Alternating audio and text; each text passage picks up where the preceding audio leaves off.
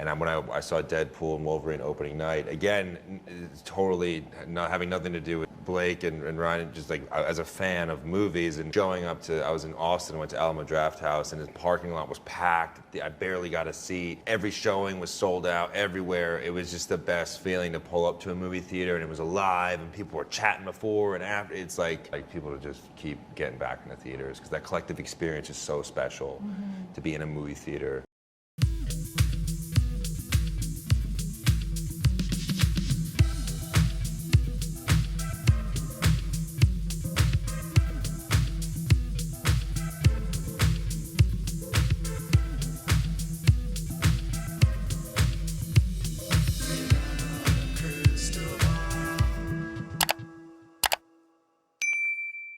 You guys, it's Katie from Without a Crystal Ball. Besties, do you think that the attorneys representing Justin Baldoni might have just shouted me out and fist bumped me in solidarity because they said they weren't required to have a crystal ball to predict that a Daily Mail reporter would suddenly change his statements about what occurred between he and Leslie Sloan in the months leading up to the lawsuit and thereafter? Do you remember how I said that the Daily Mail reporter, James Vasuka, was in the process of possibly having his with trying to withdraw the statement he made because it was so different than what he had said previously, and that there was talks that maybe he was threatened that if he didn't sign it, he would be fired, and that he signed a declaration with an agreement that as long as he signed it, he wouldn't be fired. And he was fired, you guys. I'll tell you that much. He was absolutely fired a couple weeks ago. He lost his job. After a promise from Daily Mail that they would not fire him, he was fired. And that declaration was used by Sloan to try to prove her innocence. Well, she tried to use this as a way to say that because he changed his story, everything that they filed against Sloan was baseless. They were irresponsible to use his statements as a means to prove their case.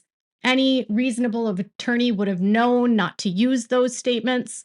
Well, according to them, they had something to say about that. Ellen Garofalo is a very intelligent, extremely intelligent attorney. There are a couple attorneys that have been working behind the scenes on this case that are part of the Friedman law firm that not many people know about. And one of them, Ellen Garofalo, who is a graduate of Pepperdine, and Jason Sunshine, who's been doing a lot of the legwork in this case, is actually a graduate from Columbia Law School, which Columbia is an Ivy League law school. Graduates from Ivy League programs are some of the most sought after attorneys in the United States. Michael Gottlieb, who is representing Blake Lively, is a graduate of Harvard. And while Lively's team is ruthless and willing to go to extreme lengths, it would appear that Wayfair, the team representing them, is more interested in fighting against the law and using legal standards to win their motions and their requests. And it would appear that Ellen Garofalo is taking center stage as maybe one of the lead attorneys in this case. She's been the one to file motions in the motion to compel for Van Zandt to produce documents, which she won. She's the one to respond to the motions for sanctions against Blake and Ryan. And now she's the attorney to file the motion in opposition to attorney's fees for Leslie Sloan. And I don't think it's accidental. I think it's because she's incredibly intelligent and able to fight with legal arguments without using disparaging language and fighting with facts. I noticed something in her response about the motions to dismiss and Leslie's argument that their case was basically, they filed a frivolous lawsuit and there was no grounds for this and they should have known better than to ever file this. And they filed this case knowing that James Vasuka never said SH or SA. They were negligent in filing this lawsuit. A lot of fluff. Garofalo had to argue a couple reasons about why attorney's fees shouldn't be granted, and she did this by going a couple of different routes. She discussed the fact that they didn't bring an affirmative case, meaning like another lawsuit or affirmative claim seeking relief for, and instead filed a motion. Argument she made was that the Second Circuit doesn't recognize or permit the use of the anti-SLAPP in federal court in the Second Circuit, which is what I've told you about maybe a month ago, is that Second Circuit the Court of Appeals basically shot down California's anti-SLAPP and said it's not applicable in their court. And then another part, they discussed that the anti-SLAPP of New York conflicts with multiple federal rules of procedure. It conflicts with rules 12 and 56, and the pleading burden under 12B is to allege enough facts to state a claim for relief that is plausible on its face. Rule 56 of the Federal Rules of Civil Procedure permits summary judgment only if the movement shows that there's no genuine dispute as to any material fact, and the movement is entitled to a judgment as a matter of law. A lot of what she does is use the laws and rulings from the Second Circuit and other circuits regarding whether or not it's even permissible to allow anti-SLAPP attorney's fees in federal court. And their understanding, based on everything they provide to the court, is that it's not permitted, and that much of the rules under the New York and the California fall outside the civil rules of procedure in federal court. And then they also at one point argued that a 12B dismissal does not equate to a finding that a claim is wholly without substantial basis in fact and law. And they said it's because she argues that it was a frivolous lawsuit. And after they argue about why she can't use anti-SLAPP, then they discuss that there should be no award for attorney's fees under the inherent powers of the court. And they say that the court has the inherent power to impose sanctions for bad faith conduct. They do not extend to awarding attorney's fee for making a prevailing party whole. Her notice of motion makes no mention of any request to impose sanctions. There are exceptions in federal courts are vested with the power to sanction an attorney or a party pursuant to their inherent power or to manage their own affairs. They She argues that the courts use their inherent powers sparingly and only in the most egregious circumstances where the moving party shows by clear and convincing evidence that the party to be sanctioned acted fraudulently or in bad faith by bringing a frivolous claim for no proper purpose. And it must make two findings: the challenge claim was without a colorable basis and that the claim was brought in bad faith. And they say that neither element of that is in this case. Their dismissal was because they failed to state a claim under 12B6, and it is not a claim in wholly about a substantial basis in law or fact. They argue that their claims were colorable because the claims had some legal and factual support considered in light of the reasonable beliefs of the individuals making the claim. The question is whether a reasonable attorney or reasonable plaintiff could have concluded the facts supporting the claim might be established, not whether such facts had been established. So their argument is basically that a reasonable attorney, based on the claims that they had, they thought they might be able to prove it in court. They reiterate that their claims against her were that she worked with Lively and Reynolds to spread false narratives about them to the New York Times, and to the effect that they engaged in a sexually inappropriate conduct towards Lively and retaliated against her for reporting the misconduct by engaging in a campaign to ruin her reputation. The second, that Ms. Sloan individually made false statements to press outlets that Baldoni had committed sexual misconduct. The court did not dismiss these claims that were without a colorable basis, but because they failed to adequately plead Sloan's involvement in Lively's provision of the draft CRD complaint to the New York Times, or that Sloan individually, in making statements to a Daily Mail reporter that Baldoni sexually assaulted Lively, did any more than repeat Lively's versions of events, which she had no reason to doubt. And this is where they start talking about the declaration that I discussed, about how this declaration is shady, coercive, right? They might have coerced him to change his story. And I even get a shout out here. Sloan points to a declaration submitted by the Daily Mail reporter disavowing that Sloan had made such a statement. The reporter, James Vasuka, had previously stated exactly the opposite. In messages, Vasuka was explaining how during the summer of 2024, Sloan had been telling him that there were issues on set because everyone hates Justin, but had not asserted or even insinuated that Baldoni had engaged in sexual misconduct towards Lively. Indeed, Sloan had specifically told him that it was the tension on set and had nothing to do with Blake. By contrast, after the publications of the Times article, he noted that Sloan is now saying Blake was sexually assaulted. He noted the sharp discrepancy in Sloan's story and wondered aloud why she would have not said anything back then. His recent disavowal of this prior statement is not credible. He now claims that he meant to say sexually harassed and was referring to the allegations in Lively's CRD complaint and not in reference to any conversation I had with Leslie Sloan. Whatever meant to say, his statements were not ambiguous. His explanation does not make any sense. And at the time their complaint was filed, the Wayfair parties had every right to rely on the statement. They were not required to have a crystal ball to predict that Vasuka would change his story. Therefore, the inclusion of his statement in the amended complaint was neither knowingly false nor a function of any failure of diligence on the part of Wayfair parties. The reason for the claim's failure was instead a failure to adequately plead the requisite state of fault. Specifically, the court found that the amended complaint lacks sufficient allegations to support the inference that Sloan would have known or recklessly failed to know that her statements were false, chiefly because there is no allegation that she was present when any contact between Lively and Baldoni occurred.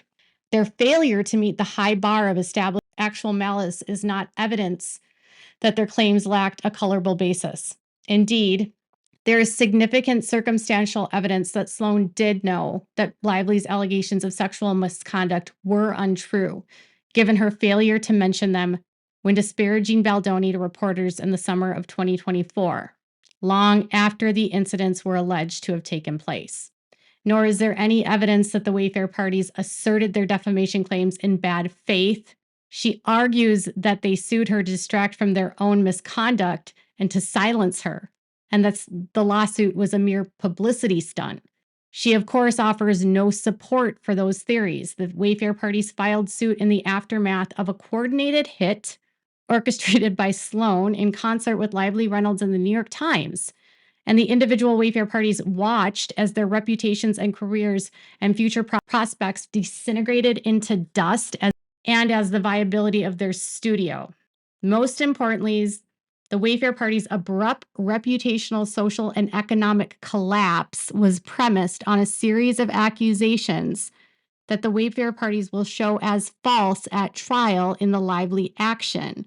Indeed, the falsity of her claims is the Wayfair party's core defense, and nothing in the court's order dismissing their defamation claim impairs that defense. These are in stark contrast to what she cites. So they went on the premise that they could trust that he meant what he said, that she never told him anything now, and now she's saying it here. And if you go on face value of what he said in that statement, he doesn't say here in the CRD complaint, right? He said, and now she's saying sexually assaulted. So he didn't say it was the CRD complaint, and now he is. And their implication here is they didn't have a crystal ball. Thank you very much, to know that he would change his statement. They're alluding to the fact that his new statement lacks sense. It doesn't make sense why he would change his statement so dramatically. And they're laying doubt to the credibility of those statements to the court. Without outright saying it, they're saying it. His new statement doesn't match what he said then, and they don't know why he said it now, other than the underlying thought of coercion. And what did I report about what did I report about his declaration? That he was forced to sign it, right? Under threat of losing his job. and that there was inaccuracies in that statement, and that my sources had said he wanted to withdraw that statement because he felt coerced and intimidated and told that if he didn't sign it, he would lose his job. And then even after doing what they said he would do, he was then isolated and retaliated against, allegedly, and fired by Daily Mail for changing lawyers and apparently getting a whistleblower status and trying to say, like, you're not going to impede on my ability to testify. Now, I don't know what's going to happen in his case and if he's going to sue Daily Mail. Daily Mail likes to arbitrate. They also like to mediate. They don't like things to go public. And I don't know if any of this means that they will appeal. They can appeal and file a notice of appeal within 30 days. However, she did mention that this dismissal, they were dismissed before they were even able to go through discovery. There was a couple times in this document where she told the judge that some of their choices they didn't agree with.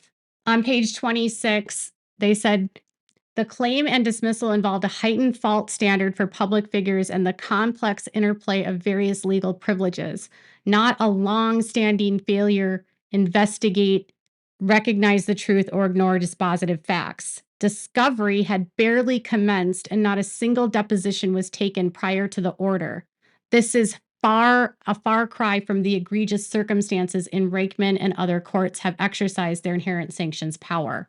They weren't even allowed to go through discovery before the case was dismissed. So how can she say that it was frivolous and in bad faith? They didn't even have all the evidence yet. That's kind of a nod to them that they don't agree with it. That's my opinion. Now, will they appeal? I honestly don't know. There's like a 30-day where you're supposed to file a notice to appeal, but then there's ways that you can get around it. Like, for instance, I spoke to an attorney today that said that if they prevail and Blake's case is either dismissed or they are found not to be liable at all, then they could, under the grounds of what they find through discovery, and if they find something in discovery that proves malice, after the final judgment in Blake's case, they could appeal the motion to dismiss. That was one avenue. They said that it's not necessarily the 30 days that you have to file a motion to dismiss. And it doesn't necessarily sound like they're ready to wait or they want to like hold up anything further by appealing, because you have to remember when you file an appeal, everything in the case stops. And you have to work on the appeal before it goes back to the district court. And right now they're fighting about discovery timelines, with Wayfair not wanting to delay discovery. So if they don't want to delay discovery, are they going to appeal now? I don't think so. Could they appeal at the end? Maybe. Could there be different lawsuits down the line? Perhaps, with different circumstances. It's hard to know.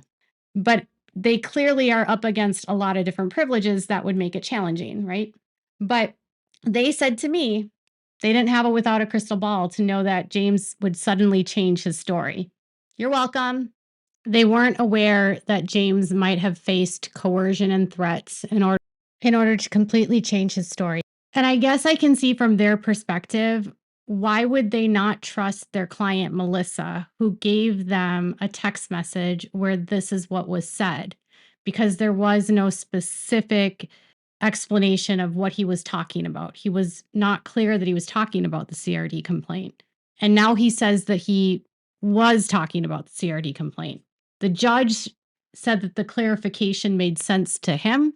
And James, in his declaration, said that they never asked him. So if that's what is true, I guess they're going to say, from their perspective, Wayfair was relying on evidence provided to them by their client and had no reason to doubt them. And that coercive methods were used and intimidation methods were used to get him to change his story, which is why it doesn't make sense, like I reported. So again, you're welcome, Wayfair. You're welcome. You're welcome. Now, don't subpoena me, Blake. I heard that's why you want to delay discovery. All right, you guys, let me know what your thoughts are in the comments below. Make sure to give this video a thumbs up. Make sure to subscribe to my channel if you haven't subscribed, and click the bell so you never miss a video. Thanks so much for watching. Bye, besties.